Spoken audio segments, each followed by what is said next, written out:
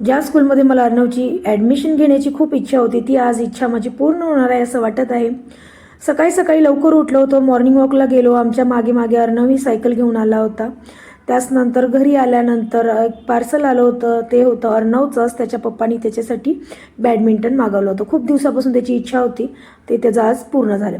तसंच काही कामं आवरल्यानंतर मला अचानक अर्जंट ऑर्डर होती, तीही मी कंप्लीट केली. कसा वाटला माझा केक तेही मला कमेंट करून सांगा. त्यानंतर आम्हाला जायचं होतं एका फंक्शनला, आणि ते फंक्शन होतं अर्णवच्या स्कूलचंच, कर्णावती CBSE स्कूलचं ग्रँड ओपनिंग होतं. आणि या ओपनिंगसाठी आम्हाला सर्व पॅरेंट्सना इन्व्हिटेशन होतं आणि डिनरही तिकडेच होतो. सो एकदम आरामात आवरलो आणि सगळे फ्रेंड्स मिळून आम्ही तिकडे निघालो, फंक्शनला गेलो.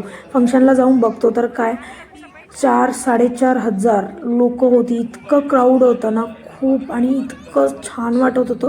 स्कूल इतकी मोठी होती आणि मला खूप इच्छा होती कर्णावती CBSEमध्ये त्याची ॲडमिशन घेण्याची.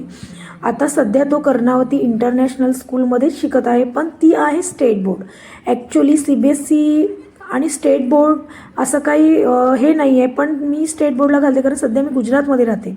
आणि स्टेट तर आपला गुजरात स्टेट नाही आहे, महाराष्ट्र स्टेट आहे. आणि आमचे स्टेट चेंज होत असतात, तर अर्णवला स्टेट बोर्डमध्ये घालणं खूप मला चुकीचं वाटतं आहे.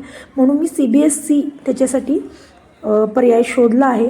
ॲक्च्युली तो फर्स्टपर्यंत CBSEमध्येच होता, पण आमचं अचानक शिफ्टिंग इकडे झाल्यामुळे मला त्याला टेम्पररली मला तिथे ॲडमिशन स्टेट बोर्ड गव्हर्नमेंटला घ्यावं लागलं होतं. पण याच वर्षी त्याच स्कूलचं CBSE स्कूल ओपनिंग झालेलं आहे आणि अर्णवची इथून पुढे हीच शाळा असणार आणि इथे त्याचं ॲडमिशन घ्यायचं मी ठरवलेलं आहे. स्कूल इतकी छान होती, भन्नाट होती, मला तर खूप आवडली.